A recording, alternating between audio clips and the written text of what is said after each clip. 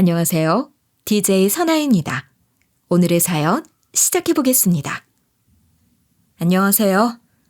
저는 허튼 수작 부리면서 돈 욕심 내던 시가 인간들을 모조리 혼쭐내준 제 이야기를 들려드리고자 오늘 사연을 보내게 되었습니다.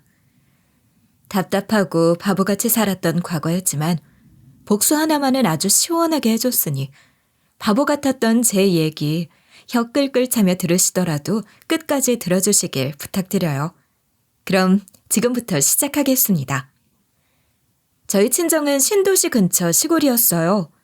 저도 거기서 태어났고 쭉 거기서 자랐죠. 어느 무렵 곧 이쪽에 신도시가 들어선다는 얘기가 들리면서 마을 사람들이 다 기대에 좀 부풀었었던 기억이 나요. 그런데 저희 동네는 아쉽게도 신도시 반경에 들어가질 못했었죠. 여전히 시골로 남아 있었다 보니 땅값도 오르질 않았고요. 친정 근처에는 작은 공장이 딸린 회사가 있었는데 저는 거기에서 격리로 근무했어요. 남편도 거기서 만나게 됐죠. 남편도 저도 금수저도 아니고 대단히 좋은 직장에 다닌 것도 아니었지만 저는 애초에 별로 야망이 큰 사람은 아니었었거든요. 자연스레 결혼 얘기가 오가게 됐고 그냥 이만하면 평범하게 살 수 있겠다 싶어 결혼을 하게 됐습니다. 지금 생각하면 무지막지하게 후회가 돼요.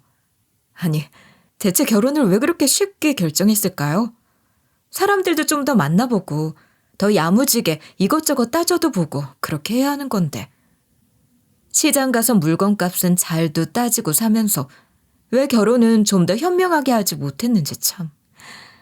하지만 일단 엎질러진 물이고 어찌됐건 지지고 볶고 살긴 했어도 큰 문제는 없이 살고 있던 무렵이었습니다. 저희는 딸 하나, 아들 하나가 있는데 저희 첫째가 초등학교에 들어가면서부터 점점 돈 들어갈 때가 많아지더라고요. 요즘 애 둘 키우는 게 장난이 아니잖아요. 저희 때랑은 또 다르죠. 맞벌이 하면서 어떻게든 악착같이 벌고 아껴가면서 살고는 있는데 대학 보낼 때까지 애들 앞으로 들어갈 돈을 생각하니까 벌써부터 막 까마득해지는 거예요. 그러던 어느 날 남편이 동창들 모임에 갔다 온 뒤로 갑자기 땅 타령을 하기 시작하는 거였어요. 지금 우리가 이럴 때가 아니야. 주식이고 땅이고 투자 하나 안 하고 이러고서 미련 곰탱이로 사는 건 우리 부부밖에 없더라니까. 애들 다 뭐 하는 줄 알아? 다 주식해. 안 하는 애가 없어. 주식 아니면 부동산 둘 중에 하나는 다 하고 있더라니까? 그러면서 다들 돈 모으고 있는데 우리만 이러고 등신같이 미련하게 코딱지만한 월급만 꾸역꾸역 모으고 있었던 거더라고. 그래서 어느 세월에 큰 돈을 모으나? 안 그래? 친구들 얘기를 듣고 헛바람이 잔뜩 들어온 남편은 그때부터 땅땅땅 노래를 불러대기 시작했고 저는 처음에 당연히 안 된다고 했죠. 혹시 남편을 말린 제가 너무 답답해 보이나요? 그런데 당시엔 어쩔 수 없었어요. 투자를 하든 투기를 하든 그것도 여윳돈이 있는 사람이 하는 거 아니냐고요. 그 친구들이랑 우리랑 같아? 혜준 씨는 원래 금수저라 돈 많은 집이잖아. 경수 씨네는 의사 부부니까 애초에 우리랑 급이 다르고 현승이랑 민우는 걔들은 금수저도 아니고 직업도 오히려 우리보다 별로잖아. 그 사람들은 애가 없잖아. 우리처럼 돈 나갈 구멍이 많지도 않다고. 우린 어떤데? 우리 둘이 악착같이 번 돈 그거 아파트 대출금 갚느라 줄줄 다 세지. 애들 학원비에 식비에 생활비에 양가 부모님 용돈 드려야지. 돈 들어오는 족족 여기저기 다 세면 남는 게 대체 뭐가 있어? 무슨 돈이 남아서 투자까지 하냐고. 그거 했다고 100% 돈 번다는 보장도 없는데 돈 날리기라도 해봐. 그 도박을 어떡해? 하지만 이미 거기에 단단히 꽂혀버린 남편은 아빠 제사 때문에 저희 친정에 모였을 때도 땅 얘기를 꺼낸 거예요. 장모님, 이 사람 좀 어떻게 설득 좀 해보세요. 너무 보수적이에요, 애가. 걱정이 얼마나 많은지 투자는 안 된다. 원금이라도 지키자 이러고 말리는데 요즘 세상에 누가 그렇게 삽니까? 그런데 그때 저희 엄마가 가볍게 얘기를 툭 던진 게 남편 귀에 팍 꽂혀버린 거였습니다. 아니, 그게 진짜입니까, 장모님? 진짜 여기 뭐가 들어선대요? 진짜인지 아닌지 그런 건 나도 몰라. 그냥 전해 들은 거야, 나도. 근데 여기 동네 아줌마들 몇몇이 샀다고 그러더라고. 아직은 값이 안 올라서 살만한 가격인데 신도시 근처라 언젠가 오를 거고 뭐가 큰 게 하나 들어선다고 동네 소문이 났더라고. 뭐 신빙성이 얼마나 있는지는 모르겠지만 전 그냥 동네에 떠도는 소문이니 너무 심각하게 듣지 말라고 했지만 남편은 이미 귀를 닫은 상태였죠. 여길 사야 한다. 이 생각으로 눈이 완전 돌아서 앞뒤 가리지도 않고 시모한테 가서 돈을 빌려달라고 한 거예요. 땅 좀 사게 돈 좀 달라고. 시모는 당연히 극렬히 반대를 하고 나섰죠. 신도시 개발할 때도 안 오른 땅값이 지금 와서 오르겠냐며. 여기까진 그럴 수 있어요. 근데 열받는 파트는 그 다음 대사였습니다. 아니 근데 사부인은 그런 땅 사란 얘기를 얘한테 대체 왜 한 거야? 혹시 뭐 그 땅이랑 관련 있는 거 아니야? 그게 무슨 말씀이세요, 어머님? 아니, 그 동네 친한 사람이 누가 갖고 있는 땅 안 팔리는 걸 팔아먹으려고 사기친 거 아니냐고. 저희 엄마를 갑자기 졸지 이상한 사람으로 몰아가는데 저도 화가 확 났죠. 하지만 화를 내진 못했어요. 지금 생각하면 이것도 답답하지만 당시엔 어른 말에 토다는 것도 금기처럼 생각했던 저였거든요. 에이, 그럴 리가 있겠어요. 절대 아니죠. 그리고 저희도 저러다 말 거예요. 어머님이 안 주시면 돈 넣을 구석도 없고요. 그렇게 시모를 좋게 달래넘겼고 남편은 결국 시모한테도 도움을 받지 못했죠. 전 남편이 그걸로 단념할 줄 알았어요. 그런데 글쎄 저한테 동의도 구하지 않고 자기 마음대로 적금도 2개 해지하고 자기가 가진 돈을 탈탈 털어서 땅을 사버린 거예요. 무려 3천이나 들여서. 당시 저희한텐 엄청나게 큰 돈이었거든요. 그때 싸운 거 생각하면 진짜 지금도 화가 납니다. 애들 학비하려고 모아둔 적금까지 털어서 언제 오를지도 모르고 오른다는 보장도 없는 땅에다 투자를 하는 게 말이 돼? 인생이란 게 어떻게 될지 모르는 거야. 살면서 무슨 일이 생길지 모르는데 그 정도 목돈도 없이 어떻게 살 거야? 당신은 대체 생각이 있는 거야, 없는 거야? 제가 당시 남편한테 엄청 뭐라고 해댔었고 남편은 꼭 오를 거라며 절 달래려고 무진 애를 썼었죠. 아무튼 이 일이 벌써 10년 전 일입니다. 그런데 아니나 다를까 애들 커가면서 들어갈 돈도 많았던 데다가 중간에는 또 저희 둘째가 아파서 입원까지 하게 된 일이 생겨버린 거예요. 애가 막 고열이 나고 입이랑 혀가 시뻘개지고 반점이 생기고 해서 화들짝 놀라서 병원으로 데려갔더니 가와사키병이라는 진단명이 나왔습니다. 생전 이름도 못 들어본 거라 너무 놀랐죠. 가와사키병이요? 그게 뭔데요? 많이 심각한 건가요? 이름은 무시무시하게 들리겠지만 병명처럼 그렇게 심각한 병은 아니에요. 약 투여하고 치료만 잘하면 2-3달 안으로 완치가 되는 병입니다. 면역력이 약해진 아이들한테 간혹 생길 수 있는 거니까 너무 걱정하지 않으셔도 됩니다. 병원에서 절 안심시켰죠. 혈소판 수치, 간 수치에도 문제가 생기고 해서 부수적인 치료를 병행해야 하기는 하지만 다 위험한 건 아니다. 약물을 통해서 경과 지켜보면서 치료하면 된다. 그런 의사 말을 들으니 한결 마음이 놓이더라고요. 하지만 문제는 역시 돈이었습니다. 입원해서 계속 경과를 지켜보면서 약물 치료를 하려면 일단 병원비가 만만치 않잖아요. 또 그때가 무슨 전염병이 돌던 시즌이라 가뜩이나 면역이 약해진 애를 다인실에 둘 수도 없는 상황이었거든요. 게다가 이 가와사키병이라는 이름도 낯선 병의 치료 약물이 한 병에 거의 10만 원 가까이 하더라고요. 이걸 일단 기본 10병 이상을 맞아야 하는데 경과 지켜보는 동안 몇 병을 더 맞게 될지도 모르는 상태였던 데다가 이 병 때문에 다른 치료까지 병행해야 하다 보니 들어가는 돈만 몇백이 깨지게 생긴 거죠. 이때 진짜 애 없는 데 가서 남편한테 엄청 소리를 질렀어요. 그럴 만도 했죠. 남편이 몇 년 전 땅 산다고 이것저것 다 뺐을 때 있잖아요.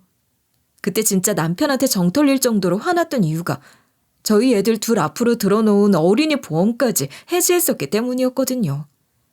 아니, 그거 얼마나 된다고 그것까지 해제해서 싹싹 돈을 긁어모았냐고 엄청 화를 냈었죠.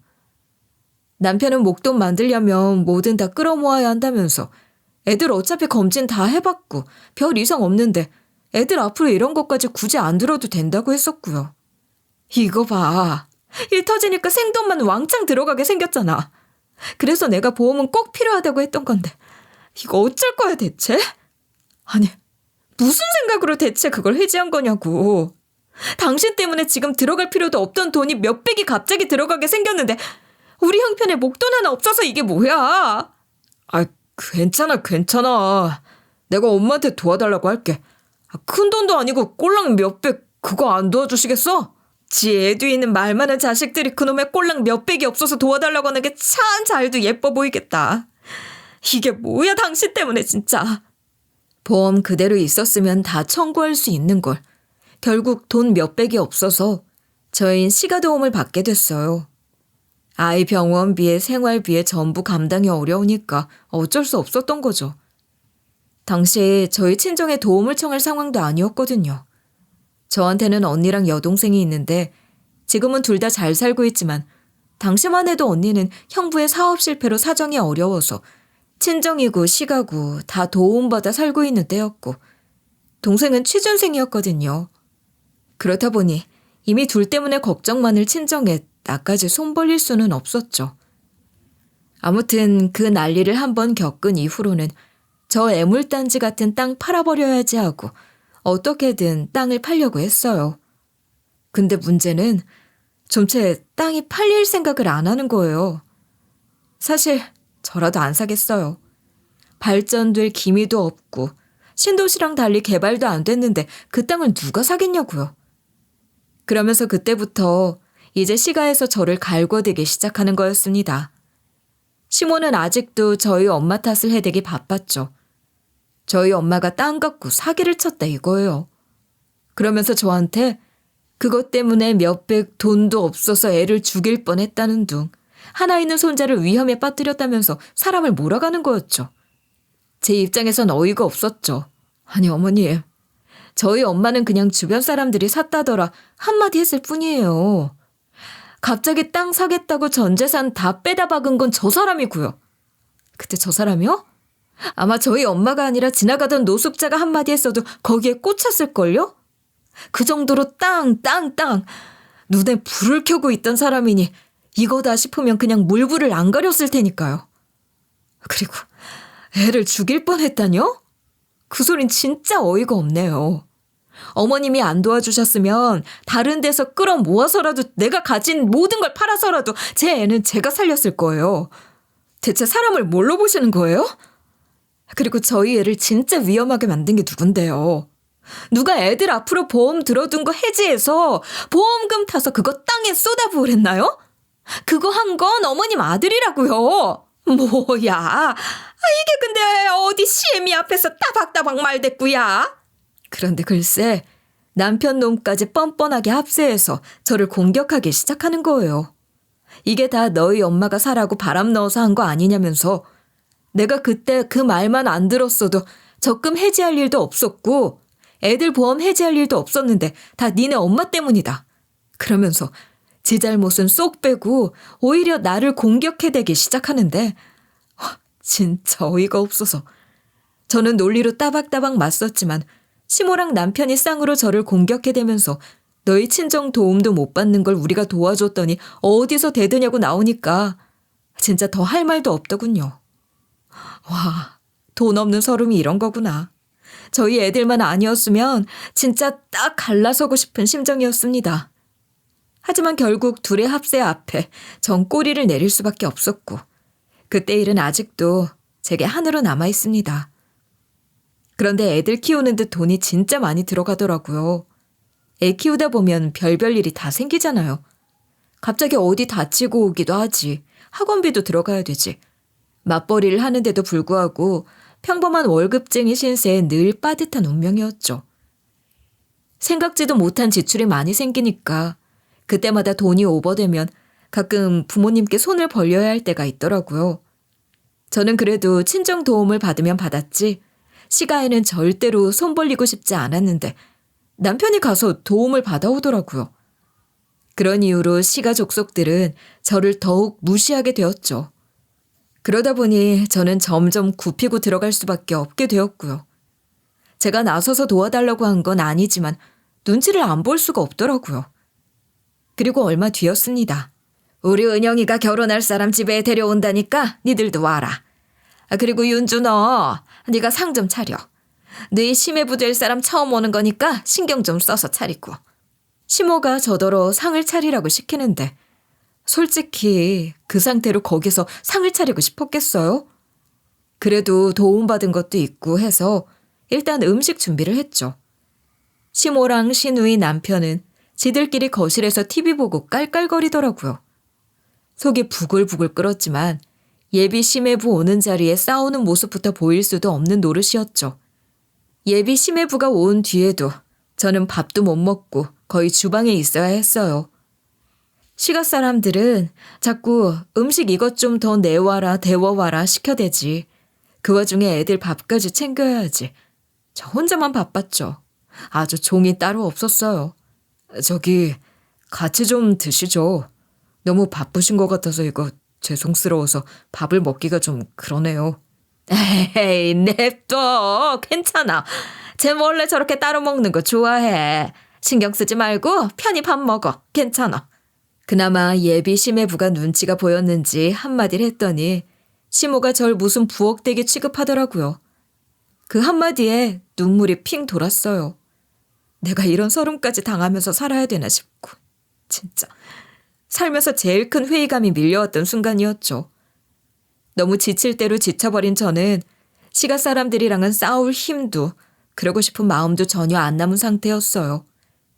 예비 심해부 가고 나서 너 설거지 다 해놓고 뒷정리 마치고 가라는 걸 그냥 애들 데리고 집에서 확 나와버렸죠. 뒤에서 소리를 질러대는 시모만 냅두고 눈물 꾹 참으며 그 집을 나섰습니다. 그게 당시로선 내가 할 수 있는 최선이었던 것 같아요. 혹시 벌써 고구마 먹은 듯 답답하시다면 미리 사과드릴게요. 시모의 갑질은 이게 끝이 아니었거든요. 더 가관한 일이 하나 더 생겼죠. 이건 그리 오래되지 않았을 때 일입니다. 시모가 급성 간염으로 한번 쓰러진 적이 있었는데 병원에서 시모에게 간이식을 권한 거예요. 근데 시모가 그 아픈 와중에도 나를 콕 집어 간이식을 해달라고 하더군요. 일단 따님이나 아들분을 먼저 고려하시는 게 이치에 맞겠죠, 아무래도. 헤헤헤, 우리 딸은 애도 안 낳았는데 몸에 칼을 대란 소리예요, 선생님? 그건 아니죠. 그리고 우리 아들놈도 장남이고 가장인데 나중에 잘못되기라도 하면 큰일인데 안 될 노릇입니다. 우리 며느리 얘가 딱이에요. 의사가 신우이와 남편 이식을 권하는데도 저더러 간이식을 해달라는 거예요. 나 참 어이가 없어서. 제가 미쳤나요? 저희 엄마도 아니고 시모한테, 그것도 나한테 그 지랄을 다 해야 된 인간한테 제 간을 떼어주게요?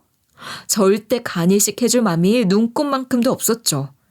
일단 기증자 나타나지 않는지 한번 조금 더 기다려봐요, 어머님. 그래도 겉으로는 일단 최대한 맞춰주는 척하면서 기증자를 한번 기다려보자고 좋게 돌려 말했죠. 그런데 그러자 남편이랑 시누이 이것들이 세트로 저를 압박해대는 거예요. 아니 새언니, 지금 장난해요? 지금 기증 안 해줬다가 돌아가실 수도 있는데 그렇게 만들고 싶어요? 정말 너무하네. 사돈 어른이 이러셔도 이렇게 나올 거예요? 자기 엄마 아니라고 죽든 말든 상관없다 이거냐고요. 그딴 사기쳐서 땅 팔아먹고 우리 오빠 돈 끌어다 투자해서 망하게까지 만들어 놓고는 이런 일로 빚 갚지도 못해요? 아니, 이미 검사했더니 의사 선생님이 이 사람이 더 낫다고 했잖아요. 그리고 지금 아가씨도 본인 간 아까워서 망설이는 거 아니에요? 근데 아가씨 말대로 자식도 아닌 저한테 왜 강요를 하시는 건데요? 실제로 적합성 검사 결과 의사는 남편을 추천했었거든요. 그런데도 의사 말이고 뭐고 다 제치고 무조건 네가 해라. 네가 우리 엄마 살려내라. 안 그러면 우리 엄마 죽는다. 이러고 나오는데 무식한 놈이 신념을 가지면 무섭다는 말이 뭔 뜻인지 전 그때 제대로 알았다니까요. 진짜 그냥 말이 안 통했어요. 무조건 지들 말이 맞대요. 지들 말만 들으래요. 하도 답답하고 화가 나서 전 언니와 동생, 저까지 셋이 있는 단톡방에 좀 하소연을 했어요. 시집살이 너무 힘들다고. 언니랑 동생이 무슨 일 있냐고 캐묻기에 처음엔 그냥 아니다, 됐어. 그냥 좀 힘들어서 하고 얼버무리고 말았죠. 그랬더니 갑자기 언니랑 동생이 먹을 걸 잔뜩 사들고 저희 집에 찾아온 거예요. 야, 너 무슨 일인지 당장 얘기 좀 해. 너 심상치가 않아? 그래 언니. 나나 큰언니라면 몰라도 둘째 언니가 이러는 건 보통 일이 아니야. 언니는 원래 힘든 일이 있어도 가족한테 털어놓는 스타일도 아니잖아. 가족한테 걱정 끼치고 싶지 않다면서 전에 서준이 가와사키병인지 무라사키병인지 걸렸을 때도 말도 안 하고. 빨리 얘기해봐. 무슨 일이야?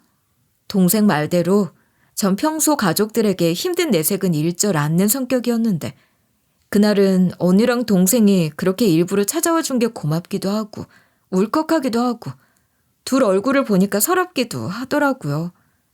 술을 한 잔 걸치다가 너무 격앙돼서 다 얘기를 해버린 거죠. 그러자 언니랑 동생은 듣다가 완전히 머리 끝까지 열이 받았죠. 뭐 당연한 반응이었죠. 새언니 있어요? 그런데 타이밍도 참 예술이죠. 언니 동생이랑 셋이 그러고 있는데 신우랑 남편이 저를 꼬시려고 저희 집으로 온 거예요.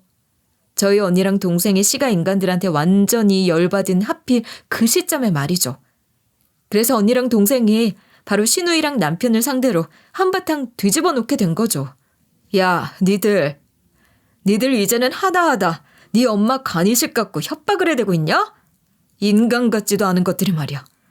그리고 대체 언제적 땅 얘기 가지고 아직까지 물고 늘어질 건데 우리 엄마가 뭐 그거 사라고 강요를 했냐? 누가 칼 들이밀고 협박했냐고.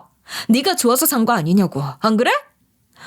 이거 이서방 하면서 예뻐하는 척 좀 했더니 뒤로 호박씨 까는 것도 모자라서 내 동생을 함부로 건들고 앉았네 이게. 저 그게 아니고. 형부, 한 번만 더 우리 언니한테 그딴 식으로 대접해봐요. 그리고 당신도 우리 언니 순하다고 만만하게 봤다가는 큰 코 다칠 줄 알아? 우리 언니랑은 다르게 우리 둘은 그렇게 순한 인간들은 아니거든? 내 말 알아들어? 알았어요.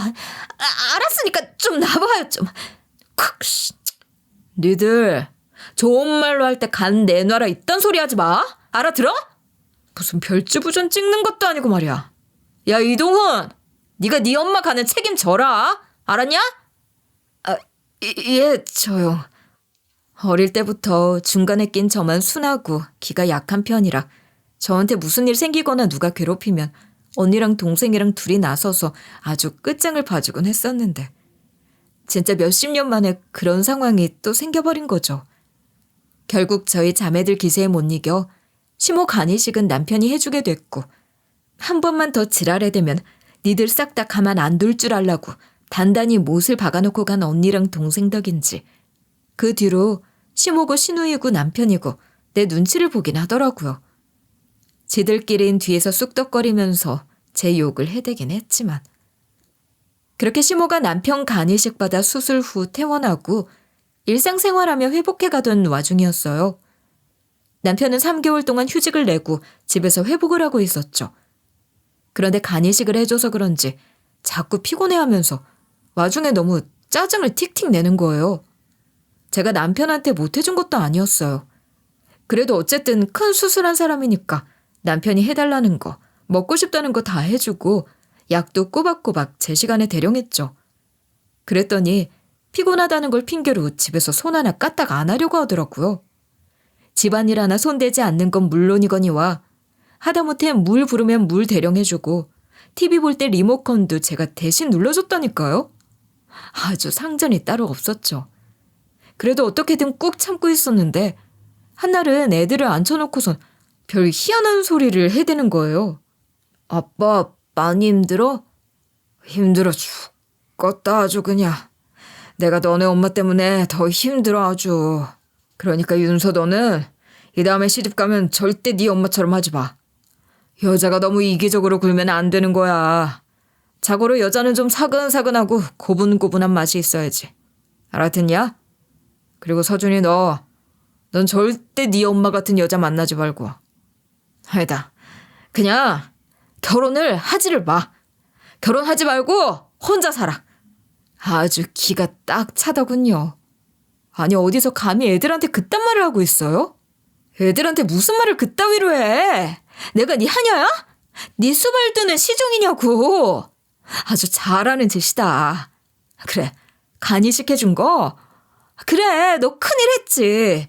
근데 나도 맞벌이 하면서 너 해달라는 거 다 해다 바치고 있어. 이건 안 보여? 그리고 대체 내가 뭐가 이기적인데? 나한테 뭐 간 맡겨놨냐? 어디다 대고 네 엄마 간을 나한테 내놓으래. 니들 남매 아주 세트로 정신 나가버린 거 아니냐? 내 핑계 좀 대지 마. 사람 좀 좋게 대해주니까 아주 만만하게 보고 있어 진짜. 저도 참다 폭발을 했고 남편이랑 결국 한바탕 하고는 사이가 좀 서먹해지게 됐죠. 그런데 얼마 안 있어서 남편이 시몬의 집에 가서 좀 있다 오겠다는 말을 하더라고요. 우리 집에 저랑 같이 있다가는 지 정서에 안 좋아서 회복에 지장이 될 것 같다나 뭐라나? 간에 좋고 보양에 좋다는 거 우리 엄마가 이것저것 주문해서 집에 잔뜩 있단다. 누구랑은 달리 그런 것도 다 해주네. 역시 엄마는 엄마야. 그거 같이 먹고 후기 경과 보러도 같이 좀 다니고 할 테니까 그런 줄 알아. 그래, 알아서 해. 와중에도 제 탓을 해대는 게 짜증나긴 했지만 솔직히 뭐 자꾸 피곤하다 타령하면서 집안일도 하나도 안 하고 드러누워만 있는 거 꼴 보기도 싫었는데 차라리 잘 됐다 싶어서 옳았구나 그러라고 했죠. 그러고 한 2주쯤 됐을까? 어느 날이었습니다. 어머님, 여긴 말도 없이 웬일이세요? 자, 줄 게 있어 왔다. 시모가 예고도 없이 갑자기 집으로 들이닥친 거예요. 그러더니 다짜고짜 저한테 쇼핑백 하나를 탁 내미는 겁니다. 이게 뭐예요? 열어봐. 쇼핑백 안에 5만 원권 돈 뭉치가 이만큼 가득 들어있는 거예요. 아니, 갑자기 큰 돈을 쇼핑백에 넣어 내미는 상황도 이해가 안 됐죠. 갑자기 무슨 돈다발을 내밀고 앉았냐고요. 1억이다. 그거 줄 테니 갈라서라. 에? 그게 무슨 말씀이세요? 내가 너 같은 독한 년이랑 더는 못 살겠다. 그러면서 시모는 이혼 서류를 내밀더군요. 황당했죠. 아니, 지금 동훈 씨랑 얘기는 된 거예요? 대체 갑자기 이러시는 이유가 뭔데요? 어머님이 대체 뭔데 갑자기 이혼을 해라 마라 하시는 거냐고요. 그래, 너 말 잘했다. 그래, 우리 동훈이가 나한테 와서는 너랑 못 살겠다고 제발 떼어내달라고 하더라. 오죽했으면 걔가 나한테 그런 부탁까지 했겠니? 나 참 살다. 무슨 남자애들 오냐오냐 키워서 무슨 군대에도 엄마가 전화 걸어주고 회사도 항의해준다더니 이젠 하다 이혼도 엄마가 대신 얘기해주는 그런 세상이 됐나요? 전 하도 어이가 없어서 일단 어머님 아들이랑 얘기해 볼 테니 가시라고 등 떠밀어 보냈죠. 그러고 바로 남편 놈한테 전화를 걸었어요. 근데 남편 놈 말이 더 가관이었습니다. 내가 말하면 또 싸움 날 게 뻔하잖아. 그리고 니네 식구들 그 독해 빠진 자매들이 쌍으로 나한테 득달같이 달려들 게 뻔한데 어디 무서워서 그거 감당이나 하겠어? 그래서 엄마더러 대신 말해달라고 했다. 왜? 아니 뭐 이런 놈이 다 있어? 야, 네가 제정신이니? 이거 봐. 남들은 내가 순에 빠진 여성스러운 여자랑 사는 줄 알아요. 근데 이러고 독하게 구는 줄은 나밖에 모르지. 네가 이러니까 내가 너랑 못 살겠다는 거야. 남편 놈 아주 요지랄을 해대대요. 내가 곧 짐 챙기러 갈 테니까 내 물건 하나도 손대지 말고 그대로 냅둬. 그리고 이혼 서류에 사인도 해놓고. 그러고 명령조로 얘기를 하고 전화를 탁 끊어버리는 겁니다. 이쯤 되니까 제가 제정신일 리가 있겠어요. 근데 화도 나고 어이도 없고 미친 듯이 열도 받는데 오히려 한편으론 이상한 해방감도 동시에 느껴졌어요. 제가 솔직히 지금까지 애들 때문에 참고 몇 년을 버텼겠어요. 이혼 충동이 안 들었던 것도 아닌데 계속 버틴 이유는 애들 대학 갈 때까지만이라도 참자 그랬었던 거거든요. 몇 년만 있으면 첫째 대학 갈 나이니까 둘 다 성인 되고 나면 그때 갈라서도 갈라서자 하면서 버틴 거죠. 애들 아직 학업 중인데 괜히 부모가 이혼하고 그러면 애들 정서상으로도 안 좋고 일만 복잡해질 테니까요. 근데 이러고 남보다 못한 사이로 사느니 그냥 깔끔하게 이혼하는 게 낫겠다 싶은 생각이 들더라고요. 어차피 좋지도 않은 사이 괜히 질질 끌어오다 저쪽에서 끝을 내주니 잘 됐다도 싶었고요. 사실 그동안 시가 인간들이 저한테 하는 짓들도 애들이 많이 봐왔고 남편은 지금 시가에 가 있는 데다가 와중에 남편 도장만 찍혀있는 이혼 서류를 아이들이 본 모양이었죠. 저희 애들도 이제 다 커서 눈치를 다 보거든요. 그날 저녁 애들이 저한테 슬쩍 다가와 말을 걸더라고요. 엄마, 아빠랑 같이 안 살고 싶으면 그렇게 해. 난 엄마 진작에 이혼하길 바랬어.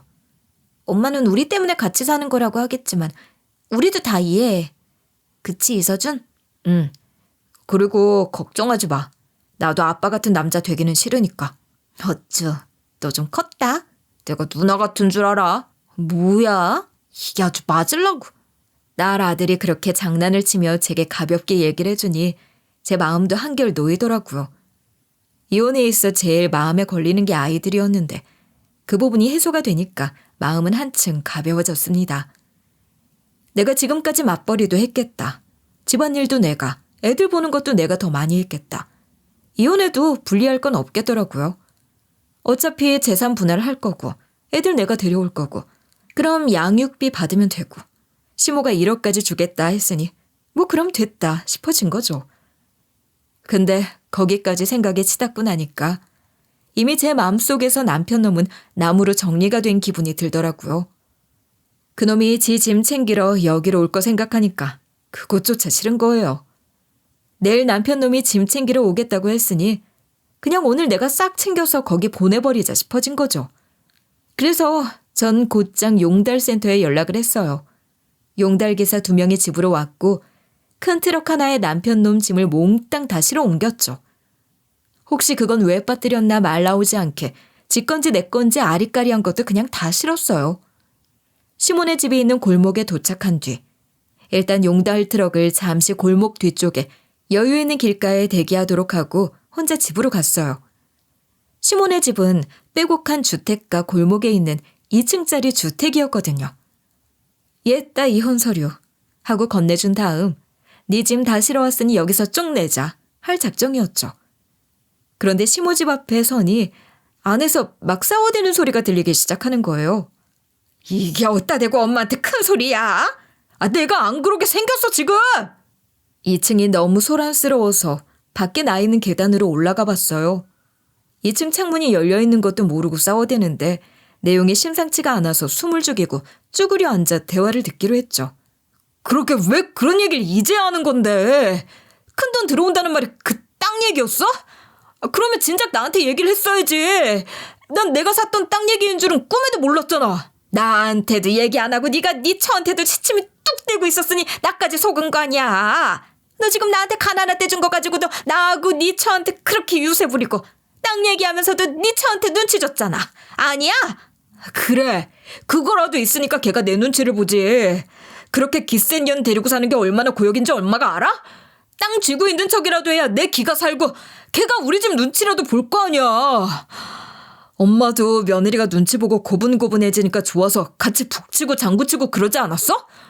근데 지금 엄마 때문에 이게 뭐야? 다 망쳤잖아.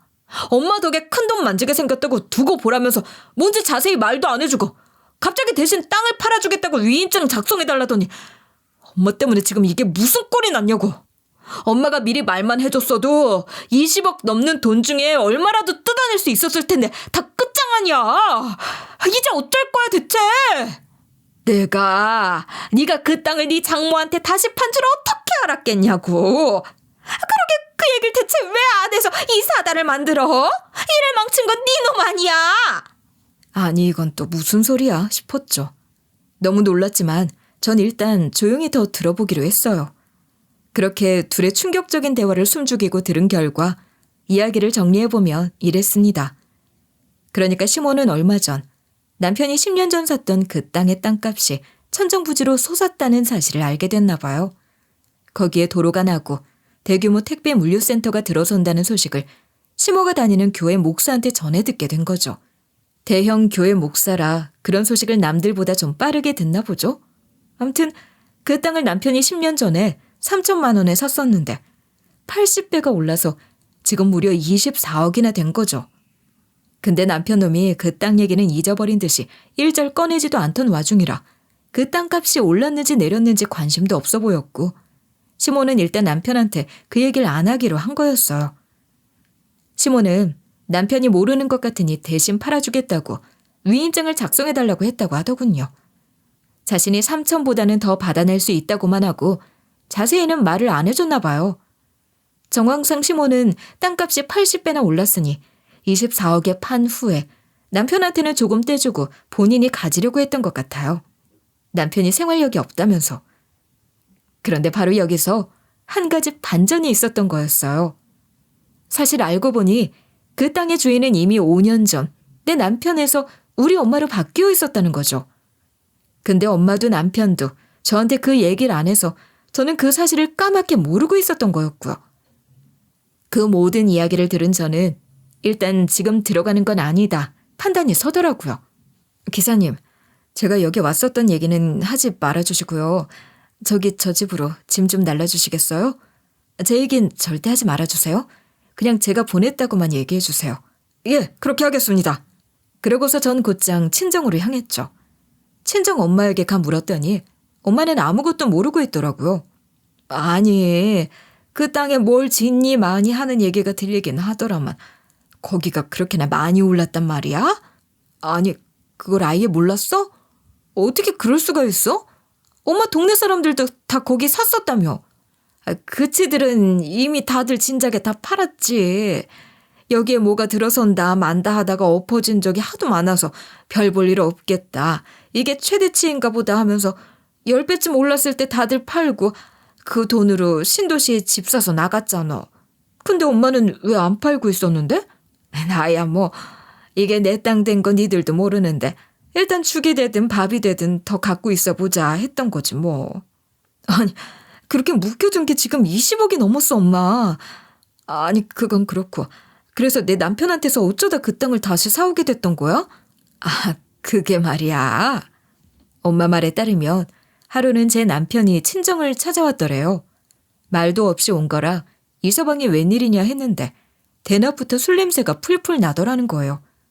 술이 좀 취해서는 한숨을 푹푹 쉬면서 장모님 때문에 망했다. 그 땅 지금 한참 팔리지도 않고 내 인생 어쩔 거냐 타령을 해대면서 주정을 부리더라는 거죠. 그러면서 남편 놈은 한참 동안 우리 엄마 탓을 해댔고 혼자 제풀에 픽 쓰러져 잠이 들었다고 하더군요. 그리고 저녁이 돼서야 깨어났고 죄송하다며 정신을 차린 남편 놈에게 엄마가 말했다고 해요. 그 땅 내가 사겠다고. 2배 쳐주겠다. 3천에 샀으니 6천에 팔면 그만하면 이득 아니겠냐고.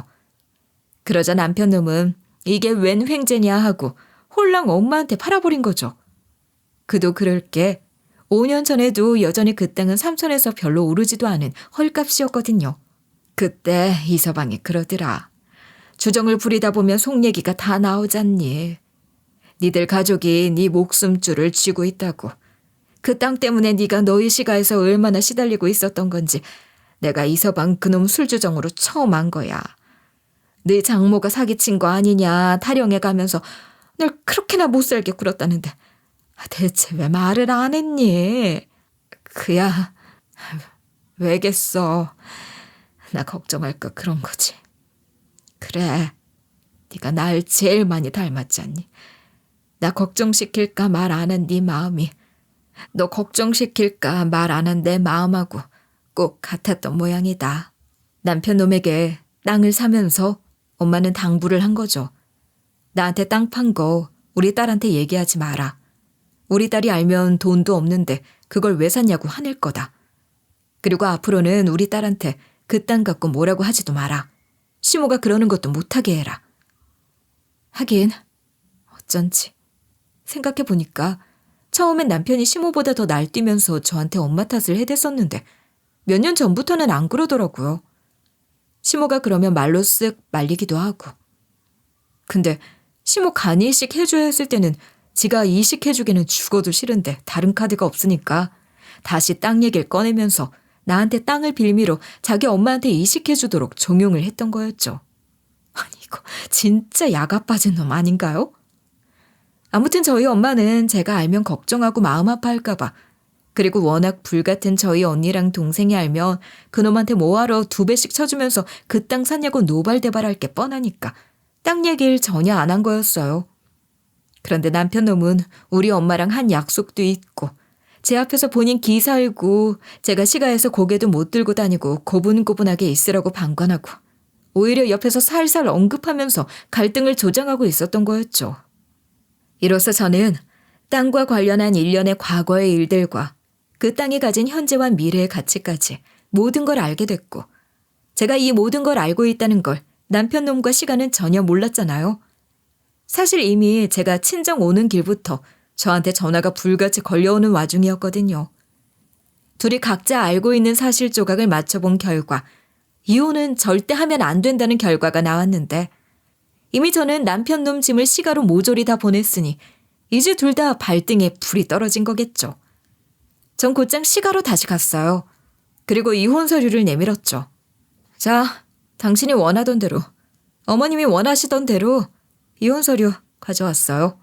그러자 갑자기 태도를 돌변한 시모와 남편이 양쪽에서 저를 잡고 이혼은 절대 안 된다고 하기 시작하더군요.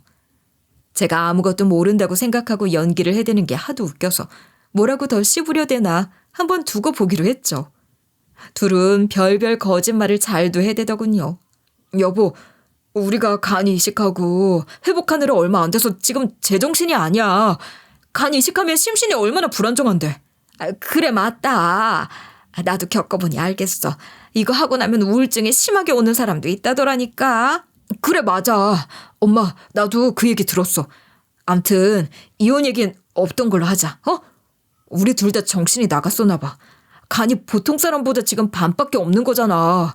그래서 잠깐 횟가닥한 거야. 당신이 좀 이해해줘. 요딴 말도 안 되는 개소리들을 해대면서 저를 막 회화하려고 들대요. 날 얼마나 등신으로 봤으면 저것들이 저딴 말도 안 되는 거짓말로 사람을 꼬시려고 드는 건지 진짜 어이가 없더라고요. 결국 우리 엄마가 갖고 있는 땅 때문에 이혼 못하는 거면서. 왜? 땅값이 24억 돼서 못 헤어지겠는 건 아니고? 제가 그 말을 던졌더니 둘 다 기함을 하더군요. 그걸 어떻게 알았어? 어떻게 알았건 말건. 그 땅이 니들 건 줄 알았을 때는 헤어지자고 뻔뻔하게 굴다가 이제 와서 니들 거 아닌 거 아니까 매달리는 거잖아. 스스로 생각해도 우습지 않니? 이혼하기 싫으면 어쩔 수 없지. 합의 이혼 말고 소송으로 가면 나야 오히려 더 좋으니까.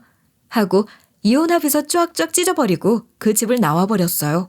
여보, 나 한 번만 용서해줘. 내가 잘못했어. 내가 다 잘못했어. 이혼 소송에 죄목 추가하기 싫으면 이 손 당장 놔라. 그렇게 그 집을 나선 후 전 곧바로 변호사 통해 이혼 소송을 걸었죠. 변호사는 소송에서 유리한 상황이 되려면 지금까지 내가 당했던 일들을 입증할 증거가 필요하다고 하더라고요.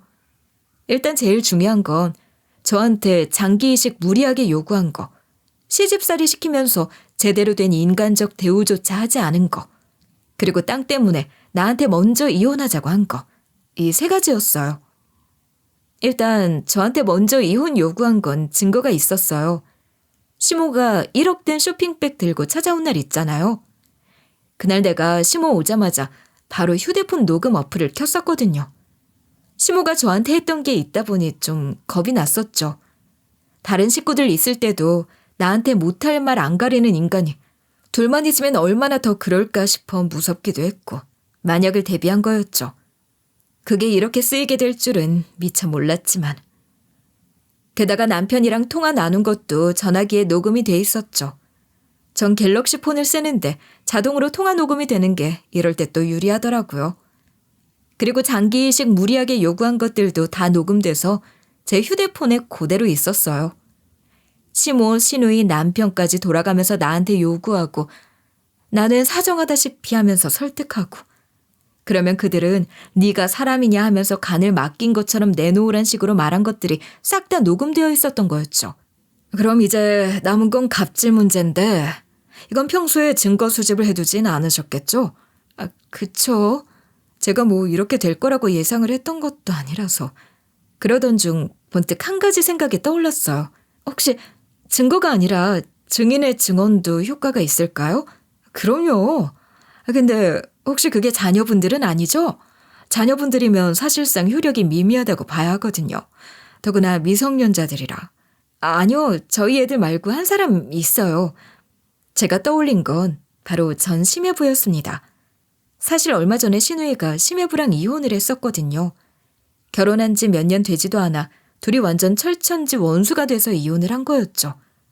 이혼하면서 심해부가 신우이더러 니네 식구들 진짜 지긋지긋하다면서 욕을 했다는 걸 신우이가 시모한테 말했던 게 기억이 나더라고요. 혹시 이 사람이면 증인이 될 수 있을까 싶어서 조심스레 연락을 했죠. 그 독한 놈들이 처남댁한테 하던 걸 제가 똑똑히 봤는데 당연히 해줄 수 있죠. 처음에 인사드리러 갔을 때부터 솔직히 놀랐어요. 아주 사람을 무슨 종 취급을 하는데 그 집 사람들이 인간 아닌 거 그때 눈치챘어야 했는데 이제라도 이혼 결정하신 거 진짜 잘 생각하신 겁니다. 그 인간들은 상종을 말아야 되는 족속들이에요. 어쩌면 하나같이 그렇게 한통속인지. 제가 다 증언해 드릴게요. 걱정 마세요. 결국 이렇게 전 제가 당했던 일들에 대한 모든 증거를 취합한 뒤 소송을 걸었고 당연히 재판은 저에게 유리한 방향으로 흘러가게 됐죠. 상황이 안 좋다 보니까 이걸론 망했다 싶었는지 남편이랑 시모는 동종에 호소하기로 작전을 바꾼 모양이었어요. 윤주야, 너 나 아픈 거 모르니? 이제 우리 반쪽짜리 간으로 살아야 돼. 이혼 소송 좀 철회해다오. 내가 이렇게 부탁하마, 저기요, 길 막지 마시고 좀 비켜주실래요?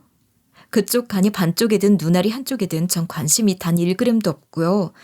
그쪽 그 반도 안 남은 양심이나 좀 신경 써보세요.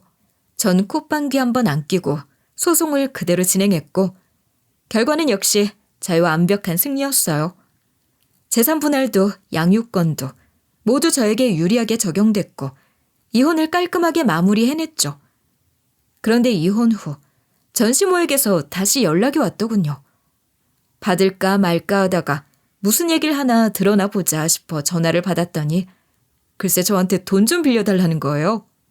알고 보니까 전시모는 땅값이 올라 곧 큰돈 생긴다는 걸 알고는 신우이 이혼하고 혼자 살 집이랑 시모 집까지 계약을 해버리고 시모가 원래 살던 집도 내놓은 거예요. 그러니까 저한테 이혼하라며 들고 온 1억도 지금 전시모네 집을 판 돈의 일부였던 거죠. 전 남편이 알아서 팔게 놔두면 시침이 떼고 가족이고 뭐고 내팽겨치고 혼자서 20억 넘는 돈을 꿀꺽할 게 뻔하니까 전 남편한테 위임받아서 땅 대신 팔고 대금 받으면 그걸로 잔금 치를 생각이었던 거였나 봐요. 근데 결과는 어떻게 됐나요? 결국 전 남편 놈은 있던 재산마저 뚝 떼어준 상태였잖아요. 그러니까 전시모, 전신우의 명의로 계약한 집 계약금도 날리게 생긴 데다가 또 전시모가 원래 살던 집도 팔려서 이사를 해야 하는데 잔금 낼 돈이 없으니 이러지도 저러지도 못하게 된 거죠. 내가 이렇게 지금 오도 가도 못하고 딱 죽게 생겼다. 내가 너한테 못할 짓 많이 한 것도 맞고 내가 인간이면 염치가 있으면 이러면 안 되는 것도 알아. 그걸 내가 왜 모르겠니? 근데 윤주야, 이번에 한 번만, 딱 한 번만 도와주면 내가 절대 그 은혜 안 잊지 마. 이렇게 부탁한다. 전시모는 흑흑 울어대기까지 하면서 제게 부탁을 해대더군요. 예전에 저 같으면 그 울음에 좀 마음이 움직였을 수도 있겠죠. 하지만 그놈들이 어떤 인간들인지 난 이제 아주 완전히 학을 뗀 사람이거든요. 절대 안 도와주죠. 나는 당신들이 죽든 말든 거지꼴로 서울역에 박스 깔고 나앉게 생기든 아무 상관도 안 하는 사람이야. 아니, 오히려 당신들이 길바닥에 나앉았단 소리를 들으면 동네 잔치라도 열고 싶은 사람이거든? 그러니까 다시는 이딴 걸로 연락하지 마세요. 그리고 어차피 우리 애들도 이제 곧 성인 될 나이고 자기들 애비랑 할머니가 한 짓 알고는 경악하고 절대 만나고 싶어 하지도 않으니까 행여나 우리 애들 통해서 허튼 수작 부렸다가는 가만 안 둘 줄 알아요? 내 말 알아들었으면 다신 우리 가족 앞에 얼씬도 하지 마. 그렇게 엄포를 놔주고 전화를 끊어버렸죠. 그리고 전시가와 관련된 모든 전화는 싹 다 차단해 버린 뒤 저는 아주 홀가분하게 잘 살고 있어요. 아, 그리고 그 땅은 어떻게 됐냐면 일단 엄마가 땅을 팔면서 그새 가격이 좀 더 올라 25억이 됐더라고요. 엄마는 이제 나이 들어 무슨 돈이 필요하겠냐며 너희 자매 셋이 나누라는 걸 우리 강한 언니와 동생이 극구 뜯어말려 4등분을 했어요. 6억씩 나눠 갖고 남은 1억은 엄마한테 더 드렸죠. 그렇게 생긴 돈으로 전 제 새끼들이랑 셋이 살 집을 마련했고 엄마랑 언니 동생들이랑 더 가까이 자주 얼굴 보고 살면서 행복한 삶을 살고 있습니다. 저희 첫째는 그 사이 대학에 합격했고요. 앞으로 더 좋은 일들이 많이 생기길 기대하며 하루하루 희망을 갖고 살아가는 요즘이 정말 홀가분하고 꿈만 같네요. 그럼 지금까지 들어주신 모든 분들께 감사드립니다.